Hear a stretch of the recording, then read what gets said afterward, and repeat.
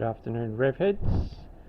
This is part one of my new project, XM Falcon Ute. Just thought I'd give you a rundown of what I've done so far. Here we have the 4 inches chopped out the roof, which we did a couple of weeks ago, and done most of the framework and the door frames. And there's the new roof to go on there. I think it was from a Ford sedan. Pretty much the whole roof we took out, and it's pretty close to the shape of what this one is, so it should work out quite good. And in the front here I've taken out all the vents. That was about 2 lots of leaves and dirt and crap that goes in those things, so I'm going to seal that all in. Same with the top of the dash here as well, fill all of that in as well. So yeah, that's the sides.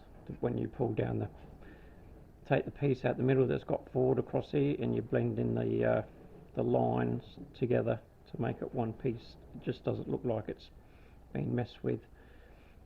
So did that with the last XM Ute I built, and as you see, the rear screen is pretty small on this, and that's a flat screen, so I can get all brand new laminated glass made up for the back, the side windows. Fairly easy to get done. Yeah, all the back of this in here is pretty bad. I'll leave most of this framework in the back here, but I'm going to cut out a lot of this part in here that's pretty crappy. And also you can see the already started on the wheel tubs. I cut them out back to the framework, chassis framework on these, so it works out to about 11 inches wide in there, without modifying the frame rails or anything in any way to get through Rigsey Park inspection. Also we got a brand new tailgate here. That'll be welded in like I did before. Don't need it as a working tailgate. And also the sedan tail light buckets I'm fitting in as well. So, and still trying to find a either an XL or XM rear bumper to do the full rear bumper on these. They look a lot better with the full bumper. Yeah, down the recorders there, I've got brand new recorder sections on the lower, and also you might be able to see that with these, what I do with the rear to get the wheels out, when you get the big wheels in, they're hard to get out with the lower standard things down about here somewhere. So all I do is make a cardboard template and move it up a couple of inches, so it's up to this line here, and it's exactly the same shape as what it would stand. It's just a bit higher, and nobody really knows. They can tell that that's actually been done, but that's how it worked last time quite well. These seals on this are pretty bad, so I've got brand new seals for that as well. Lucky there's not many holes in this to fill, so it's pretty good.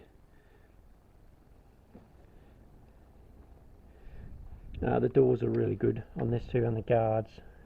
There's one little bit of rust in that corner there. Other than that, it's pretty good. Last time I used the sedan rear quarter vents in the fronts of these, so I'll either do that, or I have seen lately the guys put brand new, like a full window piece glass in here, so does the whole bit, no quarter vent at all, which sounds pretty good to me. So I'll see if I can work that out. Floors need good clean. I was going to cut all this out, put all new metal in, but I think I'll wait till I put it up on the side, and I'll put new flat metal underneath like I did 2 or 3 times before with the Falcons, and just basically just wire brush all this in here, fill those holes in properly where the floors have been cut out for the manual, what it was before. People that have seen the roof on this thinks that it's almost too low, but that's just how we like them. There's plenty of headroom there when you sit in there. A lot of these areas down here is sort of typical with the Falcons, that they start falling apart, so I'll just make all brand new pieces up by hand and put new ones in there. All this up here is all pretty crappy too in some areas, so just do pieces at a time and you'll find you get through it. Bit of rust up on the corners here. I'll make up new pieces in there once I finish off the welding here. And engine bay is, I'm looking at cutting that whole lot out and put lot of flat metal right across that whole bit there. I've had flat engine bays before and one top engine bay with things like that before, so this will work out quite nicely with that. And 302 Windsor will be going in here with a C4, and doing a few changes on the front here as well eventually with all flat metal there. Other than that, that's about it for now. I've still got this Mustang over here to work on, so I better get back into it. Bye for now.